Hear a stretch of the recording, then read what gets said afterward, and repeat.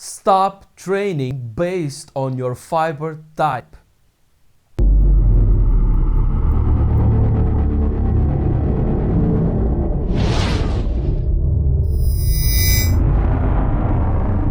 Welcome back to the Tao of Hypertrophy, my nerds. Today I'm talking about if you should be training based on your own fiber type distribution. Of course, if you saw the intro to the video, you already know that you should not, on any circumstances, be training based on your own fiber type distribution. This idea that you should be training based on your fiber type distribution comes from the fact that you could be implementing a type of training that utilizes or takes maximum advantage of your own fiber type distribution. And although this idea of you training based on your own muscle fiber type might make sense at the first landscape view, it doesn't make sense if you actually study the muscle fibers and go into depths of how hypertrophy actually happens. So as I talk and as I describe why it might be a great mistake to train based on your own muscle fiber types, you will come to understand that people who sell these types of programs, these types of training paradigms, they are either an idiot or greatly misinformed, or just simply taking advantage of a kind of a fad in the hypertrophy sense of things to take your money. So there's one big problem to training based on your own muscle fiber type, and that is if you get the type 1 slow oxidative type. If they basically tell you that you are a slow oxidative type of human being, basically. So if you get the type 1 muscle fiber, it's really bad. If you get the type 2 muscle fiber, it's okay, they just took a bunch of your money for no reason at all. But it's still okay, you should be getting a standardized hypertrophy training. But if you get the type 1 muscle fiber, that's really bad, and there's 4 reasons why, or 4 reasons that I want to tell you about, that you should not be training for type 1 muscle fiber hypertrophy. You should only be training for type 2 muscle fiber hypertrophy. And the first reason for that is that the type 1 muscle fibers are not or were not created for strength training. That should be obvious to everyone and anyone that knows the least bit of science. Type 1 muscle fibers are fatigue resistant, meaning that they can contract for long periods of time, but they are weak, they are powerless, and they are slow, which means that they are not built for strength training. Type 2 muscle fibers are strong, very powerful, and very fast, so they can contract really fast and move a lot of weight. That's what they are there for. They're there to strength train and to be really explosive and fast. And as a consequence, type 1 muscle fibers are not meant for strength training or hypertrophy. This feels like a public service announcement. This really should be a public service announcement. Second point is, and again this should be obvious, there is no way someone can tell you what your fiber type distribution is based on some silly questionnaire online. This is really ridiculous. This is where they basically rob you of your money. The only way that someone can tell you what your fiber type is by taking a biopsy of your muscle mass and analyze it. That's the only way. No silly questionnaire online can tell you what your fiber type distribution is. That's just robbery. That's just highway robbery. Even if someone takes your biopsy or a biopsy of your muscle mass, let's say I want to study your vastus lateralis, let's say I take a biopsy from it, I can actually implement erroneous types of analysis. So if I do ATPase antibodies, that can actually produce a lot of error in the analysis of the fiber types.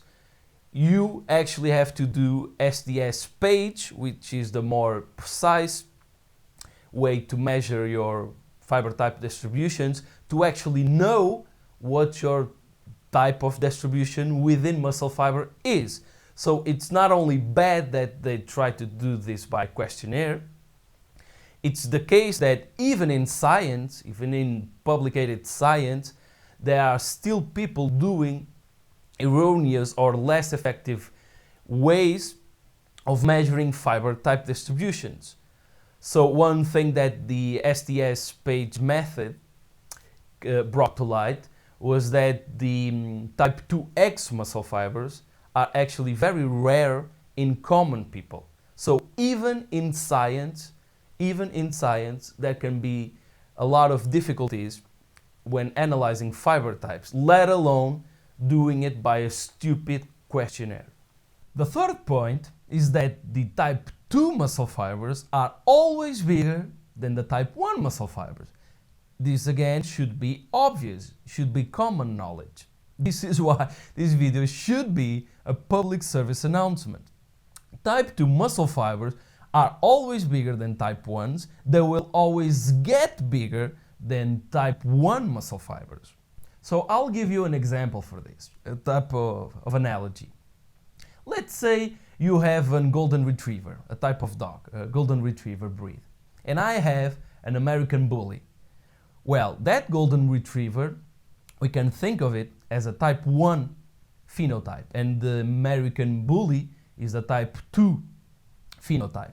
Well, let's say we want to train them to get as big as they possibly can, and you pick the golden retriever. Well, no matter how much you train that golden retriever for hypertrophy, that golden retriever will never get as big as my American bully can, no matter how much you train it. So it's just idiocy on top of idiocy.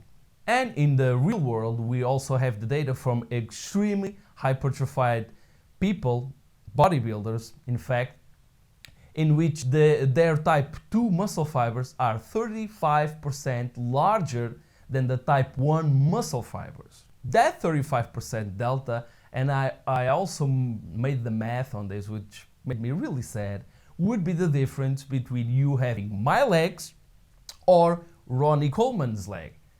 So you tell me which one you want. So if this couldn't get any worse, we get to the fourth and last point. And that is that your muscles can actually change phenotype. They can actually change from a type 1 muscle fiber type to a type 2 muscle fiber type. And we actually have the data for this.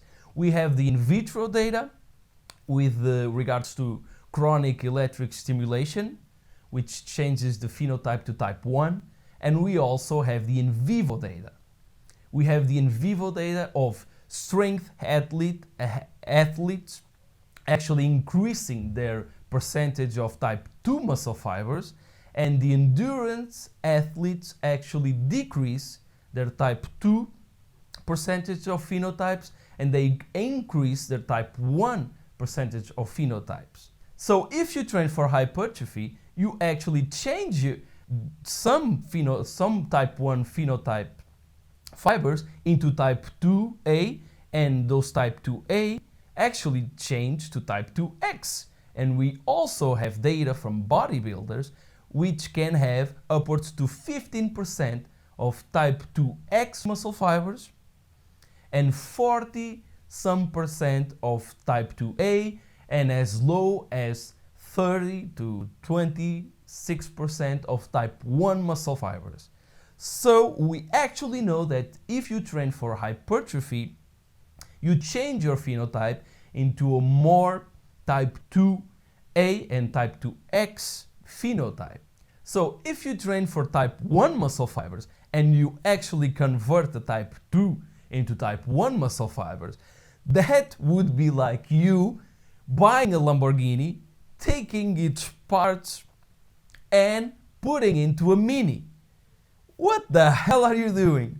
So as you can see, this all compounds into a big pile of shit if you're trying to sell this to someone, is that no matter if you are a type 1 or type 2 phenotype in its majority of percentage, you should always be training for hypertrophy in strength training and in the, I would say, between 6 and 12 reps. That's your best bet for hypertrophy. You should stay in that lane. You should be patient, because even if you have more of a type 1 percentage of muscle fibers, those will slowly be converted into type 2A. The type 2A, some of them will be converted into type 2AXs and type 2Xs, and those type 2 muscle fibers are a lot more bigger than the type 1 will ever be. So that's that.